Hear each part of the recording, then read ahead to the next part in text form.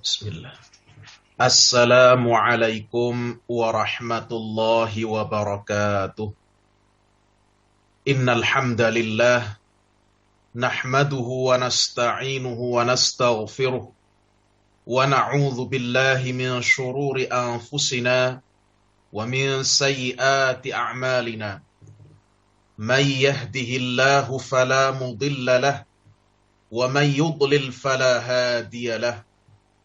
وأشهد أن لا إله إلا الله وحده لا شريك له وأشهد أن محمدا عبده ورسوله لا نبي بعده يا أيها الذين آمنوا اتقوا الله حق تقاته ولا تموتن إلا وأنتم مسلمون يا أيها الناس اتقوا ربكم الذي خلقكم من نفس واحدة وخلق منها زوجها وبث منهما رجالا كثيرا ونساء واتقوا الله الذي تساءلون به والأرحام إن الله كان عليكم رقيبا يا أيها الذين آمنوا اتقوا الله وقولوا قولا سديدا يصلح لكم أعمالكم ويغفر لكم ذنوبكم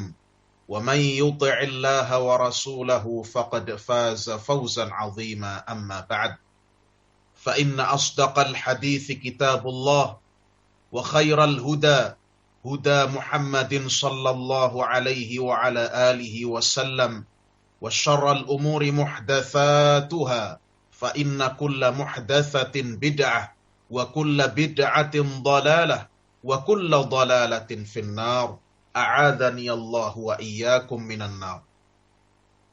Kaum muslimin rahimani wa rahimakumullah, kita lanjutkan pelajaran kita, pembacaan kita atas kitab Khudh Aqidatak minal kitabi was sunnati sahihah. Ambillah akidahmu dari Alkitab dan As-Sunnah As-Sahihah. Kita masih pada pembahasan Anwa'us Syirkil Akbar, jenis-jenis syirik yang besar. Ya, memang banyak sekali contoh-contoh dan bentuk-bentuk kesyirikan akbar yang disebutkan oleh penulis kitab ini rahimahullahu ta'ala. Yang tujuannya adalah untuk memberikan kepada kita perhatian, untuk memberikan kepada kita tanbih, peringatan dari bentuk-bentuk kesyirikan yang beliau sebutkan ini yang banyak terjadi di tengah-tengah manusia, khususnya di zaman sekarang. Kita sampai pada persoalan nomor 29. Kalau yang saya tampilkan ini, di kitab yang saya tampilkan, karena penomorannya berdasarkan bab, jadi setiap bab dimulai penomoran baru. Ini soal nomor 16. Ya, di kitab saya nomor 29. Kata penulis rahimahullahu ta'ala, hal nalbasul khayta wal halqata lishifa? Apakah kita boleh memakai al-khayt dan al-halqah untuk tujuan penyembuhan? Apakah kita boleh memakai al-khayt? Al-khayt itu dalam bahasa Arab artinya benang. Al-khaytu atau khaytun itu artinya adalah benang. Sebagaimana Allah Subhanahu wa ta'ala berfirman di dalam surah Al-Baqarah ayat ke-187. Ketika Allah Jalla wa'ala menjelaskan tentang ayat puasa. Jadi ayat ini masih bersambung dengan ayat 183 tentang puasa. Allah Jalla wa'ala berfirman, wa kulu washrabu hatta yatabayyana lakumul khaytul abyadu minal khaytil aswadi minal fajr. Ya. Kata Allah Azza wa Jal, wa kulu washrabu. Makan dan minumlah kalian hatta yatabayyana lakumul khaytul abyad minal khaytil aswad minal fajr. Makan dan minumlah kalian sampai nyata perbedaan antara al-khaytul abyad, antara benang putih. Khayt itu benang, abyad putih. Yang dimaksud di sini oleh Allah Azza wa Jalla adalah terangnya cahaya fajar atau sinar fajar. Yang mana sinar fajar shadiq itu membentang secara horizontal. Sehingga memang sangat cocok diibaratkan dengan al-khaytul abyad, benang putih. Ya. Hatta yatabayyana lakum, sampai jelas bagi kalian perbedaan antara al-khaytul abyad, benang putih, minal khaytil aswad, dari benang hitam. Benang hitam yang dimaksud adalah gelapnya malam. Ya. Al-khayt benang, al-aswad hitam. Maka al-hajarul aswad, hajar aswad, hajar batu, aswad hitam, batu hitam. Ya. Sedikit-sedikit ada kosakata bahasa Arab yang kita paham. Minal fajr, yakni yang dimaksud oleh Allah subhanahu wa ta'ala adalah makan dan minumlah sampai terbitnya fajar, sampai masuknya waktu subuh. Ya, ini dari arti atau istilah bahasa.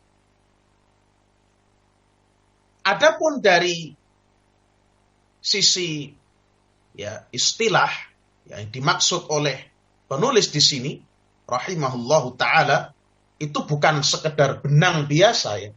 Bukan benang ya sekedar benang jahit, bukan. Akan tetapi yang dimaksud al-khayt, benang di sini pada khususnya adalah benang-benang yang dianggap bertuah. Benang-benang yang dianggap punya keramat. Benang-benang yang dianggap ya bisa mendatangkan manfaat atau menolak kemudaratan. Ya, atau menjadi sebab datangnya manfaat dan mencegah kemudaratan. Atau bisa kita katakan benang-benang yang dipakai sebagai jimat. Ya, mungkin mudahnya demikian. Seperti contohnya misalnya kalau di Indonesia dikenal tali pocong. Dikenal tali pocong. Entah itu betul-betul diambil dari jenazah, ya, wal'iyadzubillah, atau memang itu cuma dibuat dari kain mori, kemudian dibentuk panjang, tali pocong. Biasanya orang-orang di negara kita memakainya untuk penglaris, ya, penglaris dagangan. Atau ya banyak juga yang memakainya untuk sukses ketika ujian misalnya, atau untuk ya menimbulkan karisma sehingga orang itu nampak berwibawa dan lain sebagainya. Tali pocong misalnya, ini juga termasuk dalam pembahasan al-khayt, ya, pembahasan benang di sini. Ada juga keyakinan tentang benang atau tali berwarna merah yang dianggap bisa menyatukan hubungan asmara antara seorang laki-laki dengan perempuan, bisa memperlancar asmara atau jalinan kasih antara seorang laki-laki dengan perempuan. Ya. Intinya al-khayt yang dimaksud di sini ya benang-benang yang dianggap oleh masyarakat, oleh orang-orang bahwa itu punya tuah tersendiri, itu punya ya, atau bisa mendatangkan manfaat tersendiri atau mencegah dari kemudaratan. Ya, ini yang dimaksud. Kemudian al-halqah. Al-halqah ini artinya gelang. Ya, halqah ini gelang. Gelang yang dimaksud juga bukan gelang biasa. Ya, bukan gelang sebagaimana yang dipakai oleh kaum wanita, bukan. Itu perhiasan, itu zinah. Zinah, perhiasan. Yang dimaksud gelang di sini, gelang-gelang yang punya tuah. Seperti misalnya, gelang yang terbuat dari kayu kaukah, kayu kokah. Ya, biasanya juga ada yang meyakini ada khodamnya. Itu gelang, ya, diyakini punya tuah. Sebagai jimat. Digunakan untuk penyembuhan, digunakan untuk mencegah kemudaratan dan lain sebagainya. Ya. Di sini ya, tentunya kita mengetahui bahwa ini banyak sekali terjadi, banyak sekali dipakai di tengah-tengah masyarakat kita. Di antaranya yang disebutkan oleh penulis, yang ingin dicari adalah asyifa, kesembuhan dengan barang-barang semacam ini. Sehingga tepatlah apabila penulis kitab ini, Syekh Muhammad bin Jamil Zainu, rahimahullah ta'ala, menuliskan permasalahan ini. Bolehkah kita memakai benang dan gelang yang bertuah, yang dianggap bertuah itu untuk mencari kesembuhan? Jawabannya, la nalbasuhuma. Tentu kita tidak boleh, hukumnya haram memakai benang dan gelang yang seperti ini. Ingat sekali lagi, bukan benang biasa, bukan gelang biasa ini. Ini adalah benang khusus, gelang khusus yang memang tujuannya adalah untuk ya mendapatkan suatu kemanfaatan, menolak suatu kemudaratan, mencegah mara bahaya, ya, dipakai sebagai jimat, diyakini bertuah. La nalbasuhuma. Kita tidak boleh memakai yang seperti ini. Liqaulihi ta'ala, berdasarkan firman Allah subhanahu wa ta'ala, wa iyyamsaskallahu bidurrin fala kashifa lahu illahu. Firman Allah dalam surah Al-An'am ayat ke-17. Wa iyyamsaskallahu bidurrin. Dan jika Allah subhanahu wa ta'ala menimpakan kepadamu dengan suatu kemudaratan, fala kashifa lahu illahu. Maka tidak ada yang bisa menyingkapkan kesulitan kemudaratan itu kecuali hanya Allah semata. Di dalam ayat ini Allah subhanahu wa ta'ala menyandarkan segala bentuk apa yang terjadi di muka bumi ini, apakah itu kemanfaatan, kenikmatan, ataukah itu musibah, kesulitan, semua itu adalah takdir Allah. Semua itu adalah ketetapan Allah. Semua itu adalah hal-hal yang datangnya dari Allah subhanahu wa ta'ala. Tidak ada yang mampu menimpakan kemudaratan atau mendatangkan kemanfaatan kecuali hanya Allah. Dan atas seizin Allah subhanahu wa ta'ala. Maka ketika kita ingin melepaskan diri dari suatu kemudaratan atau ingin mendapatkan suatu kemanfaatan, maka hendaknya atau wajib bagi kita untuk meminta tolong, meminta ya kepada Allah subhanahu wa ta'ala semata, tidak kepada selainnya. Ini dalil dari Al-Quran surat Al-An'am ayat ke-17. Ya, dari ayat ini juga ya, kita bisa mengetahui bahwasannya misalnya ketika seorang, misalnya contoh, seorang Allah subhanahu wa ta'ala takdirkan mendapatkan suatu penyakit. Misalnya sakit flu misalnya. Atau sakit panas. Ya. Maka tidak ada yang mampu menghilangkan itu kecuali Allah subhanahu wa ta'ala. Maka carilah kesembuhan dari Allah. Carilah kesembuhan berdasarkan apa-apa yang diperbolehkan, dijelaskan oleh Allah subhanahu wa ta'ala. Tentunya dengan memohon kesembuhan dari Allah. Kemudian dengan menempuh sebab-sebab, dengan menempuh cara-cara yang memang Allah jadikan cara-cara tersebut sebagai obat. Masuk akal, rasional, teruji secara ilmiah. Ya, memang terlihat betul manfaatnya. Ya, cara-cara yang masuk akal. Nah, ini termasuk di antara kita mencari kesembuhan, ya, mencari obat dari suatu penyakit, ya, dengan kembali kepada tuntunan Allah subhanahu wa ta'ala. Ketika seorang tertimpa tadi, sakit flu, sakit panas, maka dia berdoa kepada Allah subhanahu wa ta'ala. Dia meminta kesembuhan pada Allah subhanahu wa ta'ala. Ini yang namanya sebab syar'i. Inilah yang disebut sebab yang syar'i. Sebab-sebab cara-cara penyembuhan yang syar'i. Dia minum air zam-zam misalnya. Kemudian dia minta kesembuhan pada Allah. Ini cara-cara yang syar'i. Dia minum madu misalnya. Karena Allah telah jelaskan di dalam Al-Quran bahwa madu itu mengandung obat. Ya. Madu itu merupakan syifa, merupakan penyembuh. Atau dia membaca ayat-ayat Al-Quran, membaca surah Al-Fatihah. Kemudian dia bacakan pada bagian yang dia terasa sakit. Ini sebab yang syar'i. Ini yang pertama. Yang kedua, dia juga tempuh sebab-sebab yang memang diperbolehkan oleh Allah Subhanahu wa Ta'ala. Allah jadikan barang-barang di muka bumi ini, ya, dari tanaman-tanaman, dari makanan, dari minuman yang Allah jadikan padanya memang ada kesembuhan. Ya. Orang misalnya mimisan pakai daun sirih. Orang sakit panas minum paracetamol. Orang sakit flu minum ultra flu dan lain sebagainya. Ini memang ditemukan dari bahan-bahan alamiah, logis, masuk akal, rasional. Inilah sebab kauni. Jadi ada dua sebab. Ini masuk dalam mencari kesembuhan, mencari kemanfaatan dengan cara yang dituntunkan Allah Subhanahu wa Ta'ala. Dengan cara yang diperbolehkan Allah Subhanahu wa Ta'ala. Ini masuk dalam apa yang disebutkan dalam surah Al-An'am ayat ke-17 ini.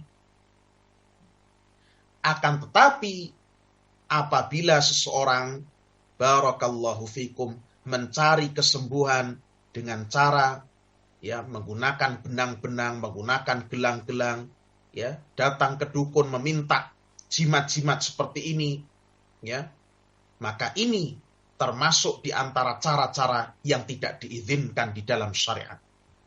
Ini termasuk mencari kesembuhan kepada syaitan-syaitan. Ya, mencari kesembuhan, mencari manfaat kepada hal-hal yang ya tidak masuk akal. Apa hubungannya?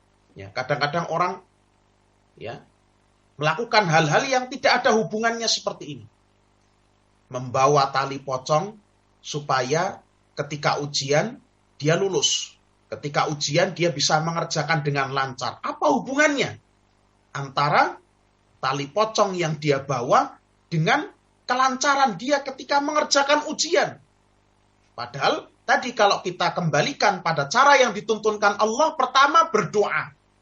Karena tidak ada yang bisa menimpakan kemadharatan, tidak ada yang bisa mencegah kemadharatan, tidak ada yang bisa memberikan kemanfaatan, ya, mendatangkan suatu kebahagiaan, kenikmatan selain Allah. Kita berdoa, ya Allah mudahkan, ya Allah lancarkan, ya Allah sukseskan ujian saya, ujian yang saya tempuh.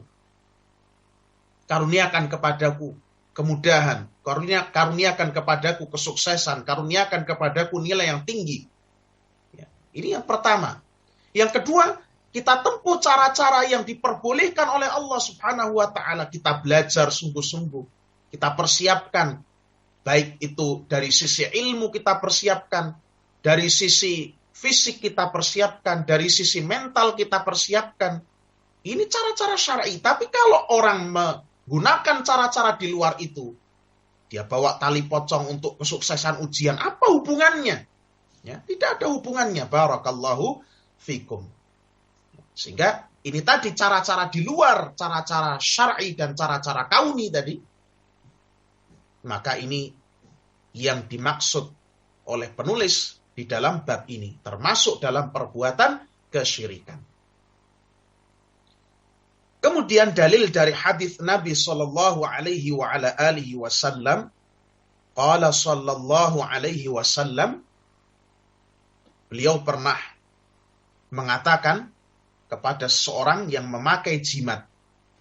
Ini hadisnya hadis Imran ibnu Husain radhiyallahu taala anhu. Nabi sallallahu alaihi wasallam pernah memberikan nasihat, pernah menegur seseorang yang menggunakan jimat. Kata beliau, ama innaha la taziduka illa wahna. Sebenarnya tidaklah jimat yang engkau pakai itu menambah sesuatu pun kepadamu, melainkan wahna, melainkan kelemahan. Jimat itu tidaklah menambah sesuatu apapun pada dirimu, melainkan hanya menambah kelemahan dan kelemahan padamu. Nabi alaihi salatu wassalam mengatakan, inbidha anka, buanglah ia darimu, lemparkan ia, jauhkan ia darimu. Fa innaka law mitta ma aflahta abada. Karena apabila engkau meninggal dunia dan engkau masih memakainya dan jimat itu masih ada padamu, engkau belum bertaubat darinya, ma aflahta abada, engkau tidak akan beruntung selama-lamanya. Hadis ini sahih, rawahul Hakim, diriwayatkan oleh Al-Imam Al-Hakim, wa sahahahu wa wafaqahu Az-Zahabi, dan disahihkan oleh Al-Imam Al-Hakim dan disetujui, disepakati oleh Al-Hafidh Al-Imam Az-Zahabi rahimahumullahu ta'ala. Jadi hadis ini juga menunjukkan kepada kita bahwa memakai jimat-jimat itu bukannya menambah keberuntungan, bukannya menyampaikan seseorang pada apa yang diinginkannya, tetapi justru menambah kelemahan demi kelemahan. Coba kita lihat orang yang pakai jimat itu. Jimatnya tertinggal saja. Dia sudah merasa sial, merasa bahwa mara bahaya itu melingkupi dia. Ya. Sehingga apapun yang dia rasakan dari kesedihan, dari hal-hal yang tidak menyenangkan, dia selalu kaitkan dengan jimat-jimat tersebut. Dia tergantung pada jimat tersebut. Ya. Dia tergantung pada jimat tersebut. Barakallahu fikum. Ya. Orang kalau sudah pakai jimat, ya, maka yang terjadi bukan semakin pede, bukan semakin kuat, tapi semakin lemah. Semakin lemah. Ya. Seperti tadi saya katakan, orang perang dalam suatu peperangan, banyak itu. Saudara saya itu ada, ya. Dan sekarang alhamdulillah beliau sudah meninggalkan hal-hal semacam itu. Beliau pernah memakai, ya, hal-hal semacam ini, jimat-jimat. Ya. Ketika dipakai, ya, bukannya menambah rasa percaya diri, bukannya menambah keberanian, justru menambah kelemahan. Demikian pula hidupnya itu menjadi tidak tenang. Barakallahu fikum. Hidupnya menjadi tidak tenang. Sampai sekarang beliau merasa selalu diikuti oleh bayang-bayang yang tidak jelas. Itu betul, itu cerita dari beliau. Masih sering merasa diikuti oleh bayang-bayang yang tidak jelas. Ya, apa yang kita biasa sebut dengan hantu dan lain sebagainya. Ya, ini memang perbuatan jin, karena memang barang-barang semacam itu, jimat-jimat semacam itu, memang dipasang oleh dukun-dukun itu dengan khodam-khodam. Artinya khodam dari kalangan bangsa jin, pelayan-pelayan yang mereka sebut pelayan, padahal sebenarnya itulah sesembahan-sembahan mereka. Itu ikut dengan barang-barang semacam itu. Sehingga justru bukannya menambah kelemahan, bukannya menambah kekuatan, tapi justru menambah kelemahan dan ketakutan. Demikian pula apabila jimat-jimat itu misalnya tidak sengaja tertinggal, terlupa, maka akan menyebabkan orang itu pikirannya kacau kemana-mana. Orang pakai jimat, ya, orang punya jimat, jimatnya lupa, ditaruh di rumah. Dia naik mobil itu sudah groginya bukan main. Dia takut di jalan. Bagaimana akan apa yang akan terjadi pada saya dan lain sebagainya. Belum lagi apabila tadi jimat yang dia kenakan itu padanya ada unsur-unsur kerjasama, minta bantuan kepada syaitan-syaitan dari kalangan bangsa jin yang butuh persyaratan-persyaratan tertentu, yang apabila itu tidak dipenuhi, terkadang jin itu akan menyakiti dia. Ya. Sehingga bukannya justru menambah kemakmuran, bukannya menambah ketenangan hidup, bukannya menambah kekuatan, kepercayaan diri, wibawa, justru menambah kelemahan, justru menambah rasa takut, justru menambah keresahan, kegundah gulanaan. Ya. Betul apa yang dikatakan Nabi Shallallahu Alaihi Wasallam. Ama innaha la taziduka illa wahna. Sesungguhnya jimat-jimat seperti itu, gelang-gelang seperti itu, tidaklah menambah kepada dirimu, melainkan menambah kelemahan. In bidha anka. Jauhkan ia, buang ia dari sisimu. Fa innaka law mitta ma aflahta abada.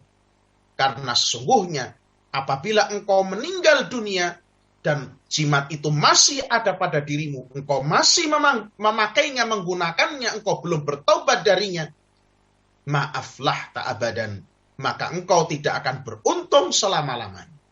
Ini hadis yang sahih diriwayatkan oleh Al-Imam Al-Hakim.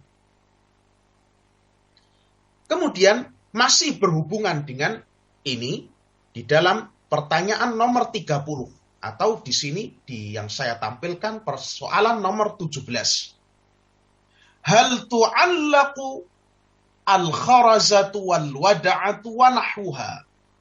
Apakah kita boleh menggantungkan al-kharazah wal wada'ah, al-kharazah dan al-wada'ah dan yang semisal. Al-kharazah, ya. Barakallahu fikum.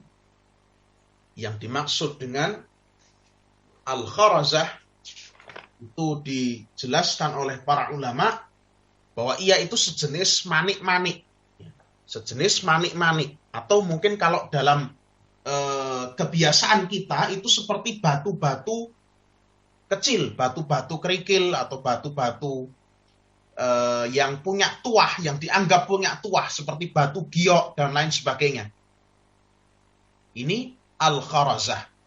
Termasuk kalau Bapak Ibu itu pernah membeli oleh-oleh yang berasal dari Turki yang disebut dengan nazar atau dalam bahasa Inggrisnya itu blue eyes, mata biru, yang diyakini mencegah penyakit ain, ya, evil eye, pandangan mata yang jahat, ini juga termasuk al-kharazah. Jadi, digantungkan di dinding, ya, bentuknya seperti batu yang halus seperti macam batu giok, ya, manik-manik, kancing dan lain sebagainya. Ya, kancing baju tapi bukan kancing biasa, ini kancing yang memang unik, ya, beda, kancing yang sudah lama atau kancing dari punyanya orang siapa, orang sakti dan lain sebagainya. Ini al-kharazah, ya. Wal wada'ah, wada'ah itu sebenarnya artinya adalah kerang. Wada'ah, arti asal katanya adalah benda yang ditinggalkan. Wada'ah itu kan barang yang ditinggalkan. Sedangkan secara istilah al-wada'ah adalah cangkang kerang. Karena kerang itu kan punya rumah, cangkangnya itu. Ya, kalau kerangnya berpindah rumah, maka cangkangnya itu rumahnya ditinggalkan, maka dinamakan al-wada'ah. Atau kalau kerang atau kalau bekicot siput itu mati, maka juga cangkangnya itu masih tersisa. Ini namanya al-wada'ah. Kalau di Indonesia ada keong buntet. Itu juga diyakini punya tuah. Ya. Diyakini sebagai jimat yang mujarab. Wa nahwuha, dan yang semisal dengan itu. Barang-barang yang digantungkan, yang punya yang diyakini oleh masyarakat punya tuah. Apakah boleh menggantungkan hal-hal yang semacam itu untuk menangkal mara bahaya atau untuk mendapatkan suatu manfaat, ya, kemanfaatan misalnya supaya dagangannya laris, supaya hoki, supaya beruntung, supaya rumahnya itu dipenuhi dengan kebahagiaan dan lain sebagainya. Intinya untuk mendapatkan suatu kemanfaatan atau menolak suatu kemudaratan dengan menggantungkan jimat-jimat tersebut. Entah itu bentuknya manik-manik, entah itu bentuknya kancing, entah itu bentuknya batu giok dan lain sebagainya, atau bentuknya itu rumah kerang, keong buntet dan lain sebagainya. Maka jawabannya jelas, la nu'alliquha, kita tidak boleh menggantungkannya, minal ain, termasuk juga tidak boleh menggantungkannya, diantaranya tujuannya adalah untuk menangkal penyakit ain. Ini tidak boleh. Ya, penyakit ain, ya, mungkin kita jelaskan sedikit. Penyakit ain itu adalah penyakit yang ditimbulkan oleh pandangan mata yang hasad. Penyakit yang disebabkan oleh pandangan mata yang dengki. Muncul dari jiwa seseorang yang juga jiwanya itu juga ada penyakit hasad. Ya, kemudian syaitan membantunya dan menyambar ucapan yang dilontarkannya sehingga menyebabkan pengaruh pada benda atau orang yang dilihatnya dengan seizin Allah Subhanahu wa ta'ala. Ini penyakit ain. Dan penyakit ain itu hak. Ya, nyata, benar adanya. Sebagaimana firman Allah Subhanahu wa ta'ala dalam ayat yang jelas-jelas kita sudah menghafalnya, dalam surat Al-Falaq, ayat yang terakhir, wa min syarri hasidin idza hasad. Dan aku berlindung kepadamu ya Allah dari kejahatan hasid, dari kejahatan orang yang mendengki, dari kejahatan orang yang hasad. Idza hasada, apabila ia mendengki. Dari kejahatan orang tukang dengki apabila ia mendengki. Ini terkait dengan penyakit ain. Demikian pula firman Allah Azza wa Jalla dalam surah Al-Qalam ayat ke-51. Allah Subhanahu wa ta'ala berfirman, wa iyyakadul ladzina kafaru la yuzliqunaka bi absarihim lamma sami'u dzikra wa yaquluna innahu lamajnun. Dan sesungguhnya orang-orang yang kafir itu benar-benar hampir menggelincirkan kamu hai Muhammad dengan pandangan-pandangan mata mereka. Dan mereka mengatakan sesungguhnya Muhammad itu benar-benar gila. Di dalam tafsir Al-Muyassar dijelaskan bahwa makna ayat ini adalah bahwasannya orang-orang yang kafir itu hampir-hampir nyaris saja menimpakan penyakit ain kepada Nabi alaihi salatu wassalam, disebabkan karena hati mereka yang penuh dengan hasad, penuh dengan kedengkian, kedongkolan dan kebencian kepada beliau. Seandainya Allah tidak memberikan perlindungan kepada Nabi kita alaihi salatu wassalam.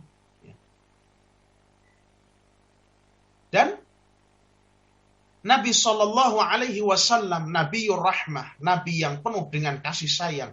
Beliau telah mengajarkan kita, telah memperingatkan kita dari bahaya penyakit ain ini, telah mengajarkan kita supaya kita berlindung kepada Allah dari penyakit ain ini. Di antaranya beliau mengajarkan doa sebagaimana yang disebutkan dalam Sahihul Bukhari, A'udzu bikalimatillahi tammah. Aku berlindung dengan kalimat-kalimat Allah yang sempurna. Min kulli syaitanin wahammah. Dari kejahatan semua syaitan-syaitan dan binatang-binatang yang berbisa. Wa min syarri kulli ainil lammah. Dan dari kejahatan setiap pandangan mata yang membuat penyakit atau menyakitkan. A'udzu bikalimatillahi tammah min kulli syaitanin wahammah wa min syarri kulli ainil lammah. Aku berlindung dengan kalimat-kalimat Allah yang sempurna, yang maha sempurna dari kejahatan setiap syaitan-syaitan dan binatang-binatang yang membahayakan, binatang-binatang yang berbisa, dan dari kejahatan setiap pandangan mata yang membuat atau mendatangkan penyakit ain. Barakallahu fikum. Ya, ini Nabi Shallallahu Alaihi Wasallam mengajarkan pada kita agar kita meminta pertolongan, perlindungan kepada Allah Azza wa Jalla. Maka Bapak Ibu sekalian yang semoga dirahmati Allah, kalau kita memandang sesuatu hal yang membuat kita takjub, yang memandang hal-hal yang menakjubkan, Apakah itu memandang anak kecil misalnya. Ada tetangga kita punya bayi, punya anak kecil ya. Anak kecilnya lucu ya. Kadang-kadang orang itu kan memandang kan tidak tahu. Jangan-jangan di dalam hatinya ada perasaan hasad. Anaknya lucu sekali. Ya. Sedangkan dia merasa hasad ya. Merasa dengki. Ada perasaan seperti itu. Sambil dia melontarkan kata-kata pujian. Nah, itu bisa disambar itu oleh syaitan. Ya. Memandang kendaraan orang, memandang mobil, memandang motor, memandang rumah, memandang kebun, dan lain sebagainya. Ya, bahkan memandang fisik orang, ya, memuji fisik dari seseorang, ya, sambil melontarkan kata-kata. Orang itu kok, wah, wajahnya bagus misalnya. Nah, maka kita jangan lupa untuk mendoakan keberkahan. Kita jangan lupa untuk kita iringi dengan zikrullah dan mendoakan keberkahan. Ya, ini penting sekali untuk mencegah penyakit ain. Ya, ini preventifnya dari orang yang memandang sesuatu yang membuat dia takjub. Ya, yang membuat dia takjub, suatu nikmat yang bisa jadi itu menjadi sebab penyakit ain. Karena kita tidak tahu, ya, pandangan seorang muncul dari hati yang hasad disambar oleh syaitan. Maka doakan, baca zikrullah. Ya, yang disyariatkan ketika seorang melihat sesuatu yang buat takjub adalah mengucapkan Masya Allah, la hawla wa la quwata illa billah. Ya, Masya Allah, la hawla wa la quwata illa billah. Kemudian doakan keberkahan. Misalnya, barakallahu fih, Allahumma barik fih. Semoga Allah memberkahinya, semoga Allah memberikan barokah kepadanya. Ini. Ya, iringi dengan zikrullah. Ini penyakit ain. Maka tadi saya katakan sebagian orang-orang itu seperti yang dilakukan oleh masyarakat Turki, mereka itu memajang hiasan dinding yang dinamakan nazar tadi. Yang berbentuk seperti mata berwarna biru, blue eyes, untuk menangkis pandangan mata hasad, pandangan mata jahat atau ain ini. Dan yang seperti ini termasuk bentuk-bentuk kesyirikan. Seperti yang kita sebutkan. Adapun cara yang syar'i adalah tadi. Dengan kita meminta perlindungan kepada Allah Azza wa Jal. Dan kita juga melakukan tindakan-tindakan preventif. Yaitu kita menyebut asma Allah, berzikir mengingat Allah, dan mendoakan keberkahan ketika kita melihat suatu kenikmatan yang ada pada orang lain. Entah itu fisiknya, atau anaknya dia, atau kendaraannya dia, dan lain sebagainya. Karena ain itu memang hak. Ya, hak dijelaskan dalam Al-Quran dan hadis-hadis Nabi Sallallahu Alaihi Wasallam. Dan terjadi ain ini tentunya dengan seizin dan takdir dari Allah Subhanahu wa Ta'ala. Nah, kembali pada persoalan nomor 17 ini atau nomor 30 dalam kitab kami. Apakah kita boleh menggantungkan kalung-kalung, apakah kita boleh menggantungkan manik-manik, ya, kemudian bekas dari cangkang hewan seperti rumah kerang atau keong, siput, dan lain sebagainya yang semisal dengan itu, gantungan-gantungan. Ya, kalau orang Cina itu pakainya cermin segi 8, ya, cermin segi 8 atau cermin bulat itu digantungkan di depan pintu rumah. Katanya cermin itu bisa memantulkan aura-aura negatif dan bisa mencegah dari jin. Pajang. Bukan cermin biasa, sekali lagi seperti tadi kami katakan, bukan cermin biasa, bukan cermin untuk ngilo. Bahwa seganteng urung iki, bukan itu, tapi adalah cermin yang memang khusus ya. Makanya tadi cerminnya dibentuk segi 8, warna bingkainya warnanya merah. Ya, ini kan jelas ini bukan cermin untuk ngilo ini. Ini cermin khusus memang untuk jimat. Ya. Kita tidak boleh menggantungkan hal-hal yang semacam ini. Baik tujuannya untuk menangkal ain maupun tujuan-tujuan yang lainnya yang semisal dengannya. Berdasarkan firman Allah Azza wa Jal, seperti yang tadi kita sebutkan dalam surat Al-An'am, wa iyyamsaskallahu bidurrin fala kashifa lahu illahu. Dan jika Allah Subhanahu wa taala hendak menimpakan kepadamu suatu kemadaratan, maka tidak ada yang mampu menyingkapkannya, menghilangkannya kecuali hanya dia semata. Wa qala sallallahu alaihi wasallam, dan telah bersabda Nabi kita alaihi salatu wassalam, man 'allaqa tamimatan faqad asyrak.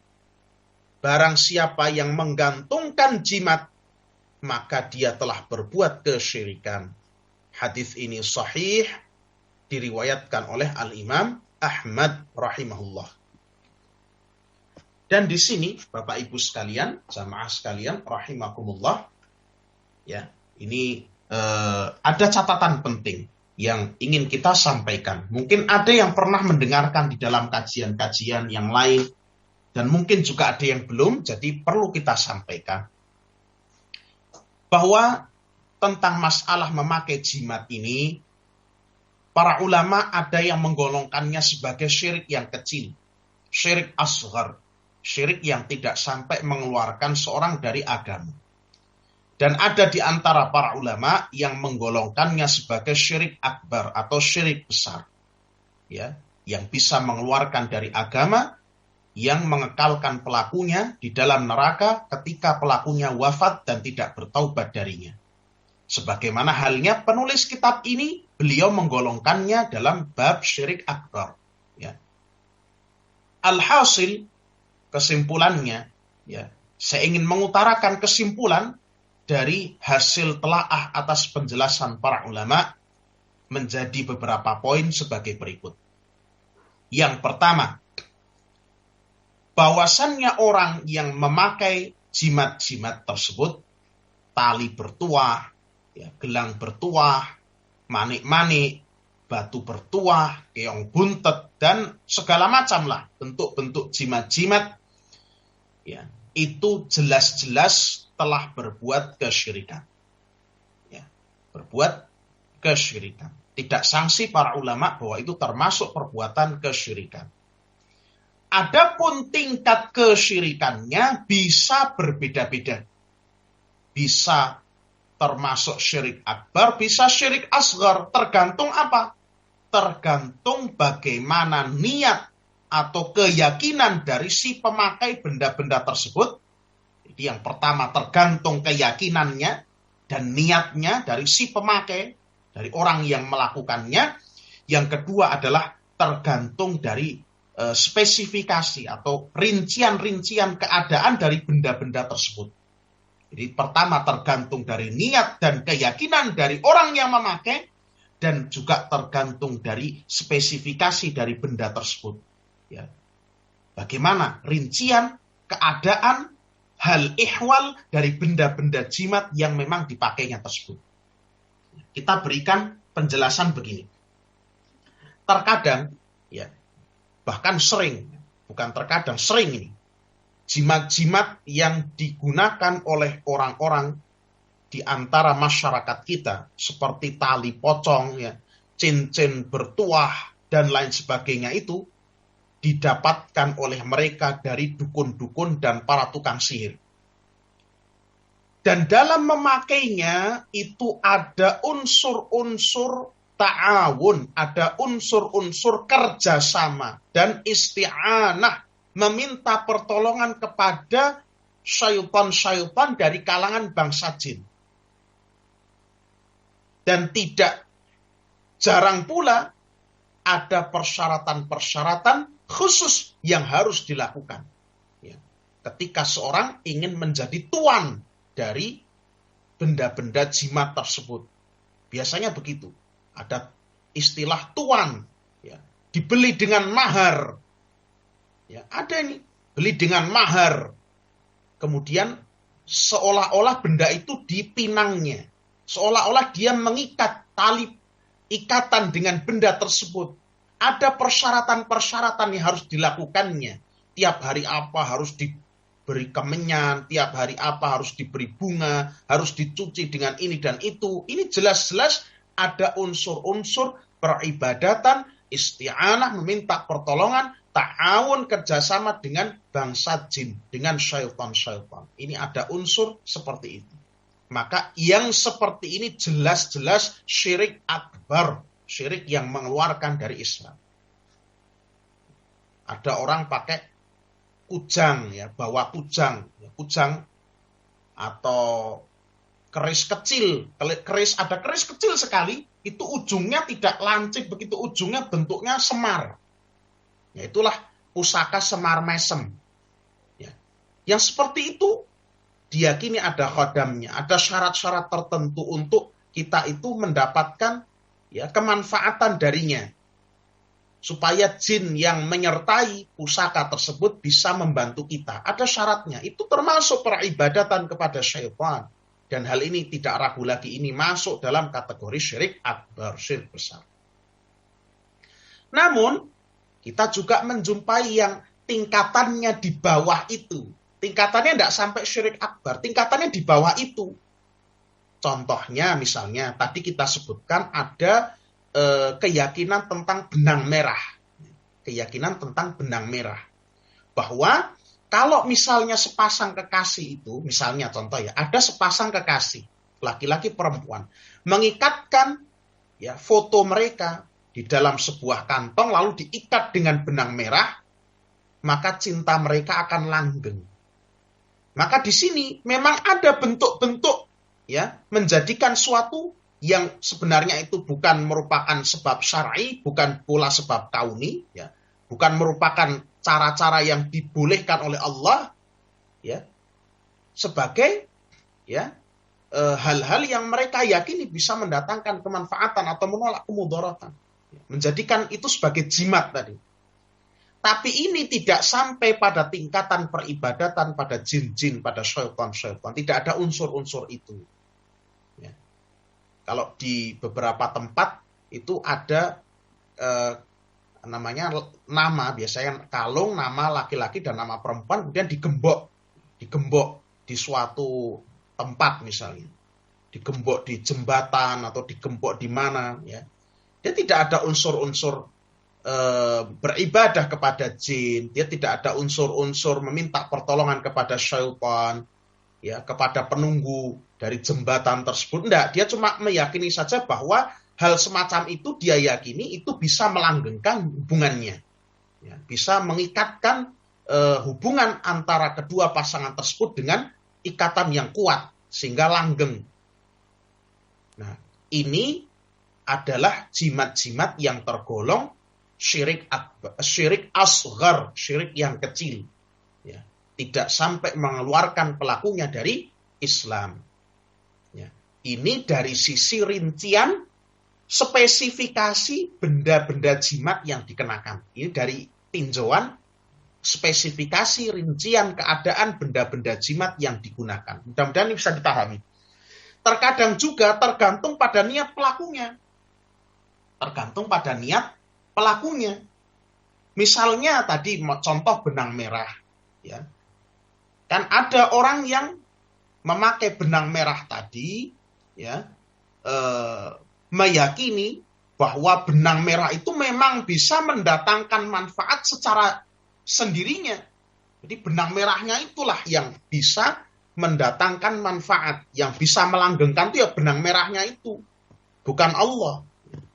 Tidak dengan seizin Allah. Maka hal semacam ini bisa menjerumuskan dia dalam syirik akbar.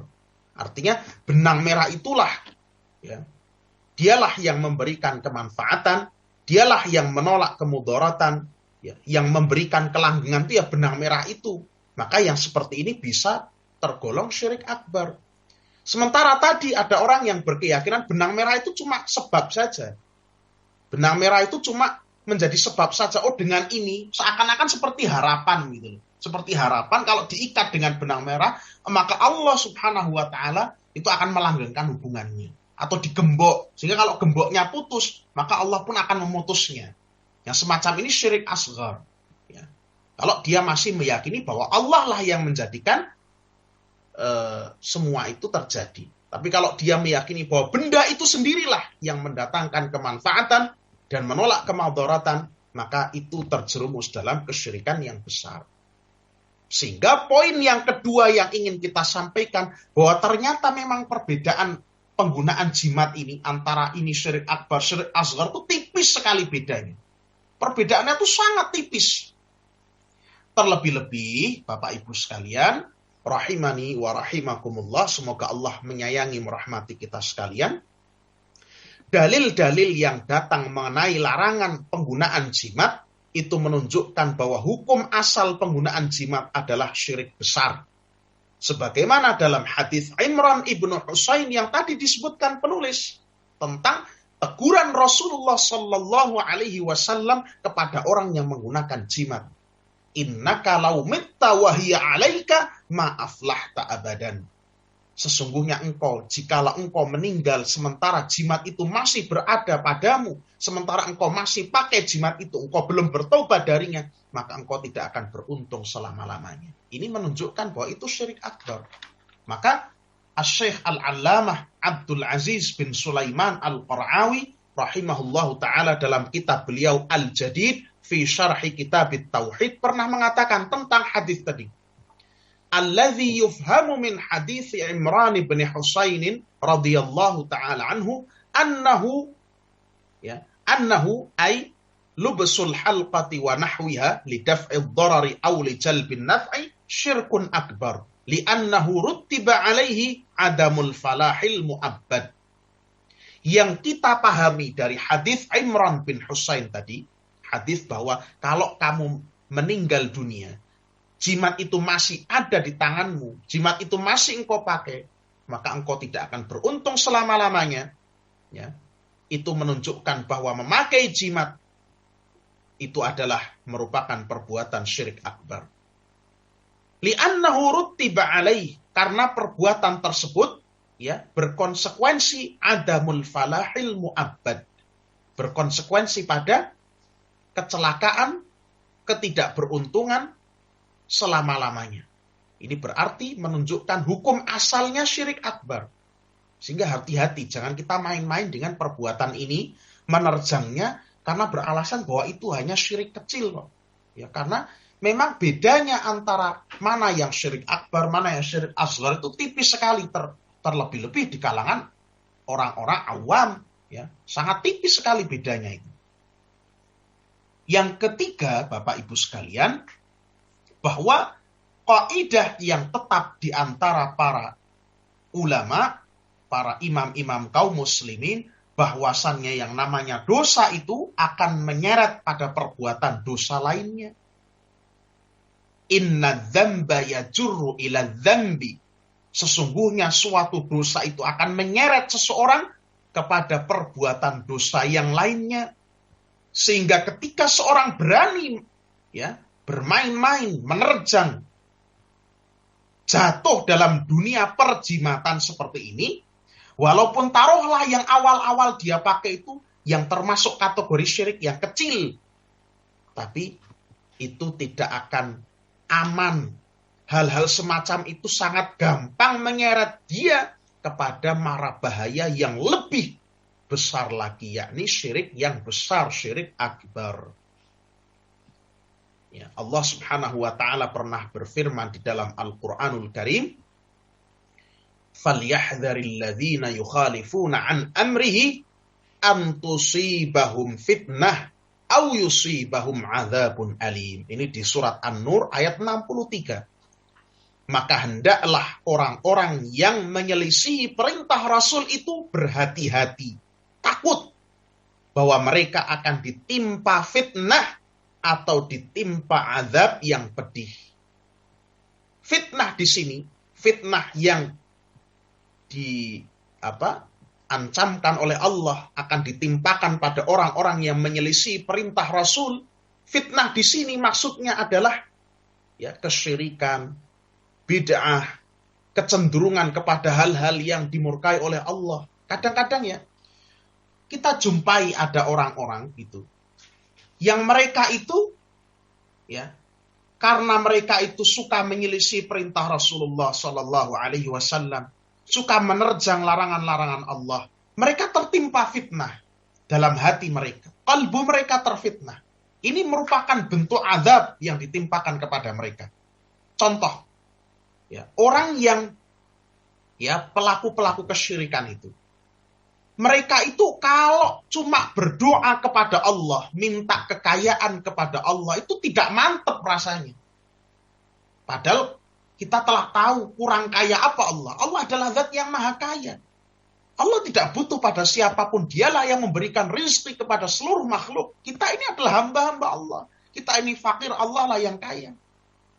Tapi ada orang-orang yang memang biasa terjerumus dalam dunia kesyirikan, dunia perjimatan, dunia penyembahan terhadap kuburan. Kalau berdoanya cuma kepada Allah, kalau minta kekayaannya kepada Allah, kalau minta kesuksesannya kepada Allah, kalau minta kelarisan usahanya hanya kepada Allah, tuh rasanya hatinya nggak mantep kalau belum datang ke tempat-tempat pesugihan, kalau belum meminta kepada kuburan-kuburan, kalau belum datang ke dukun-dukun, rasanya nggak mantep. Betul kan? Ini betul kita jumpai. Ada orang-orang yang kalau berdoa, suruh berdoa di masjid, nggak mantep, maunya berdoanya di kuburan. Ini namanya hatinya terkena fitnah. Maka hati-hati. Ini namanya hatinya terkena fitnah. Maka Allah katakan, فَلْيَحْذَرِ الَّذِينَ يُخَالِفُونَ عَنْ أَمْرِهِ. Hati-hati orang yang menyelisihi perintah Rasul. أَنْ تُصِيبَهُمْ fitnah. Bahwa mereka akan ditimpa fitnah. أَوْ يُصِيبَهُمْ عَذَابٌ أَلِيمٌ. Atau mereka ditimpa azab yang pedih. Fitnah itu bagian dari azab. Ada orang-orang yang biasa terjerumus dalam bid'ah. Artinya dia menyelisih perintah Rasul. Ya. Ada orang-orang yang biasa terjerumus dalam perbuatan-perbuatan bid'ah, perbuatan yang tidak disyariatkan. Sehingga kalau dia itu beramal tanpa bid'ah, itu rasanya nggak mantep. Rasanya nggak mantep beramal tanpa bid'ah. Ya. Padahal Bapak Ibu tahu, kita telah belajar, meskipun sedikit-sedikit kita belajar. Sama-sama kita belajar. Bagaimana banyaknya tuntunan Nabi SAW mulai dari bangun tidur sampai tidur lagi. Banyak tuntunan Rasul, banyak sunnah-sunnah Rasul, banyak doa-doa, zikir-zikir, amalan-amalan, puasa, salat yang dituntunkan oleh Nabi SAW yang tidak, saya rasa tidak mungkin ada seorang makhluk pun di dunia ini, di zaman ini apalagi, yang bisa mengumpulkan semua sunnah-sunnah itu dikerjakan dalam satu hari. Tidak mungkin. Tapi namanya orang ya sudah terjerumus dalam bid'ah. Kalau dinasehati susah, hatinya terfitnah. Sehingga kalau tidak berbuat tanpa ada bid'ahnya, maka rasanya hatinya tidak mantep. Tidak mantep. Coba zikir setelah salat. Kurang apa dari Rasulullah SAW? Zikirnya panjang sekali kalau mau kita baca itu sebenarnya yang lengkap itu banyak sekali hadis tentang masalah itu. Tapi kita kan mengambil beberapa di antaranya itu sudah tidak ada masalah. Karena memang Nabi SAW mengajarkan zikir yang beragam. Setidak-tidaknya kita kenal astaghfirullah, astaghfirullah, astaghfirullah. Allahumma antas salam wa minkas salam. Tabarakta ya dzal jalali wal ikram. Kemudian bertasbih 33 kali, tahmid 33 kali, takbir 33 kali. Ditutup la ilaha illallah wahdahu la syarikalah, lahul mulku wa lahul hamdu wa huwa ala kulli syai'in qadir. Ya. Ini saja mungkin kita sudah agak lama itu duduk setelah salat. Tapi masih ada orang-orang yang Masya Allah mereka baca zikir ini, zikir itu yang tidak ada dalam Quran dan Sunnah. Yang kadang-kadang juga ada lafaz-lafaz yang perlu dikritik. Ya. Mereka malah tidak mantep. Wah, kalau zikir cuma dari Quran dan Sunnah itu tidak mantep rasanya. Ini namanya hatinya tertimpa fitnah. Nah, kembali pada kaidah yang ketiga ini tadi yang kita maksudkan hati-hati intinya. Orang harus berhati-hati karena ketika dia meremehkan perkara ini, bermain-main dengan dunia perjimatan, maka bisa jadi sangat-sangat mungkin, ya sangat-sangat tidak aman memang. Hatinya terseret fitnah, terjerumus dalam kesyirikan yang besar. Yang keempat, ya ini yang terakhir, yang namanya syirik asghar itu, meskipun ia itu syirik yang kecil, namanya syirik asghar, syirik kecil memang namanya, akan tetapi ia adalah sebesar-besarnya dosa besar. Karena dia meskipun syirik asghar ya tetap syirik. Artinya dia merupakan dosa yang paling besar dari dosa-dosa besar. Jadi yang namanya syirik asghar itu setingkat di bawah syirik besar. Tapi berada di atas dosa-dosa besar yang lainnya. Ya. Dosa-dosa besar itu kan ada banyak Bapak Ibu. Dan yang paling besarnya adalah syirik. Maka Nabi SAW pernah bersabda, akbarul kabairi al-isyraku billah. sebesar-besarnya dosa besar, ini ada dosa-dosa, ini ada dosa-dosa besar. Dari dosa-dosa besar itu ada yang paling besar. Apa? Al-isyraku billah. Menyekutukan Allah. Kemudian baru Nabi SAW menuturkan jenis-jenis yang lain setelah syirik. Al-isyraku billah wa uququl walidain. Durhaka kepada kedua orang tua. Wa qatlun nafsi. Membunuh jiwa yang diharamkan Allah. Wa syahadatuz zur. Dan persaksian palsu. Ini dosa-dosa besar. Membunuh jiwa yang diharamkan Allah. Membunuh orang-orang yang tidak berdosa. Membunuh orang-orang yang tidak bersalah. Orang-orang muslim. Dosa besar ini. Ya. Betapa kita lihat sekarang. Kasus-kasus anak-anak di bawah umur sudah mulai membunuh. Ya. Masya Allah. Memang memprihatinkan. Kondisi kita memprihatinkan. Apalagi uququl walidain. Durhaka kepada kedua orang tua. Ada orang yang sudah tua renta, yang seharusnya diasuh bersama-sama oleh anak-anaknya, dibuang ke panti jompo, bahkan diserahkan urusan pemakamannya kepada panti jompo itu. Jadi intinya mereka lepas tangan, tidak mau ngurusi. Ada semua ini ada terjadi, subhanallah. Ya. Dan dosa yang paling besar dari semua itu, al-isyraku billah, menyekutukan Allah. Ini yang paling besar. Sehingga syirik akbar itu, dia termasuk dosa yang besar. Paling besar, meskipun dia tidak seperti syirik akbar yang mengekalkan pelakunya di dalam neraka ketika dia tidak bertaubat darinya sebelum meninggal. Meskipun dia tidak mengeluarkan pelakunya dari Islam, tapi dia tetap dosa besar. Maka, Abdullah ibnu Mas'ud radhiyallahu ta'ala anhu, salah seorang sahabat Nabi, beliau pernah mengatakan, la an ahlifa billahi kadziban ahabbu ilayya min an ahlafa bi ghairihi shadiqan. Kata Ibnu Mas'ud radhiyallahu an, kalau saya itu bersumpah dengan nama Allah dalam keadaan saya itu berdusta, jadi dia bersumpah isinya dusta.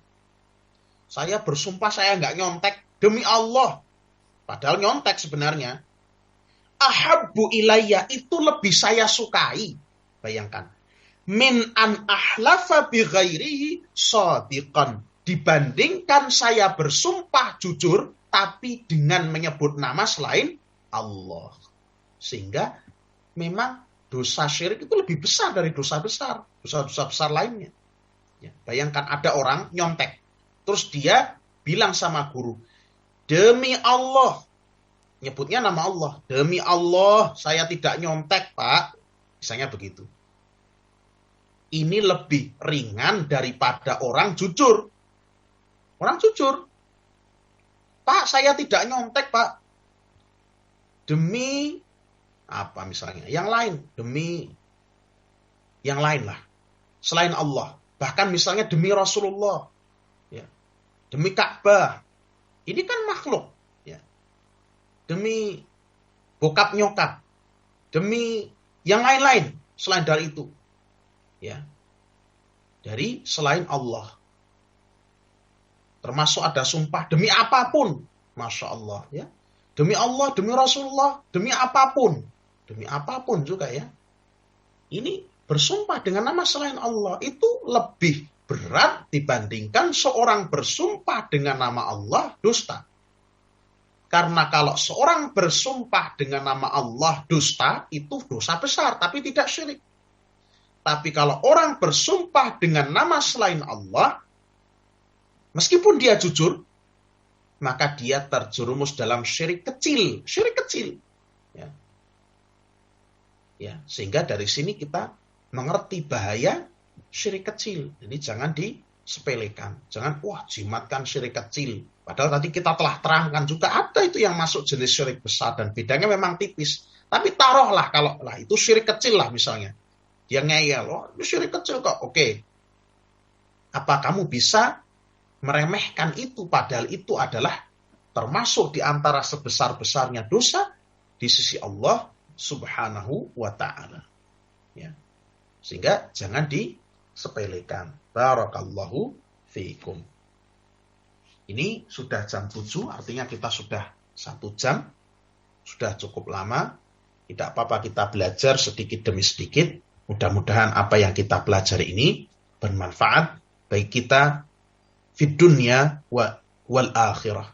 Baik kita hidup di dunia ini dan di akhirat. Karena yang paling penting dari kita belajar ilmu adalah kita mengamalkannya. Ya, hendaknya kita hindari hal-hal semacam ini.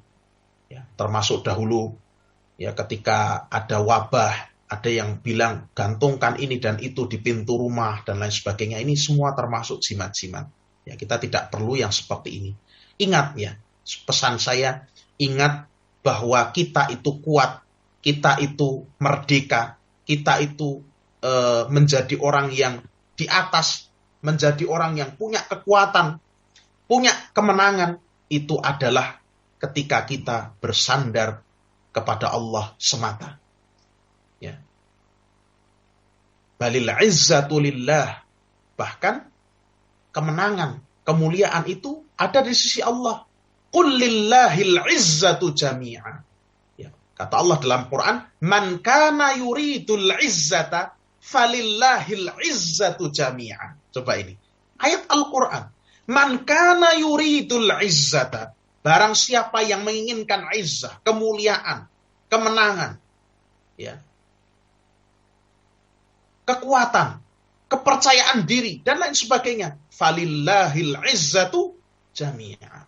Maka milik Allah lah kemuliaan, kemenangan, ya, ketinggian, kedudukan. Semua itu milik Allah. Carilah dari Allah. Ilaihi yas'adul kalimut tayyibu wal amalus salihu yarfa'u. Kepadanya lah naik kalimat-kalimat yang baik dan amalan-amalan saleh juga dibawa naik kepadanya. Artinya, bagaimana kita mencari kemuliaan itu? Yakni kita dengan banyak-banyak berzikir, meminta kepada Allah, memohon pertolongan Allah, dan disertai dengan amalan-amalan yang saleh. Ini memang ayat ini ya dalam surat Fatir ini memang sangat-sangat dalam maknanya. Termasuk ini juga bukti ketinggian Allah di atas arsy, di atas 7 langit. Ya, karena amalan-amalan saleh dibawa naik kepadanya. Ya. Wal amalus salihu yarfa'u. Tapi intinya yang saya ingin tekankan pada kesempatan ini dari antara faedah ayat ini, barang siapa mencari kemuliaan, kedudukan, kekuatan, kepercayaan diri, ya, kemenangan, kesuksesan, maka semua itu ada di tangan Allah. Carilah kepada Allah. Ya, jangan cari dari hal-hal semacam ini yang bukannya menyebabkan kemenangan, bukannya menyebabkan kesuksesan, bukannya menambah kekuatan, justru yang bertambah adalah ketakutan, kelemahan, kebinasaan di dunia dan di akhirat. Wal'iyadzu billah. Mudah-mudahan apa yang kita pelajari ini bermanfaat dan kita semua dicatat oleh Allah Subhanahu wa Ta'ala sebagai orang-orang yang bertauhid, orang-orang yang mau belajar, orang-orang yang taat kepada Allah, orang-orang yang saleh, orang-orang yang menjauhi perbuatan-perbuatan kesyirikan. Subhanakallahumma wa bihamdika asyhadu an la ilaha illa anta astaghfiruka wa atubu ilaik. Adapun pertanyaan-pertanyaan silahkan sebagaimana biasa di grup untuk diajukan. Kalau bisa kami jawab, kami jawab. Kalau tidak bisa, maka insya Allah mudah-mudahan di lain waktu akan kami jawab. Assalamualaikum warahmatullahi wabarakatuh.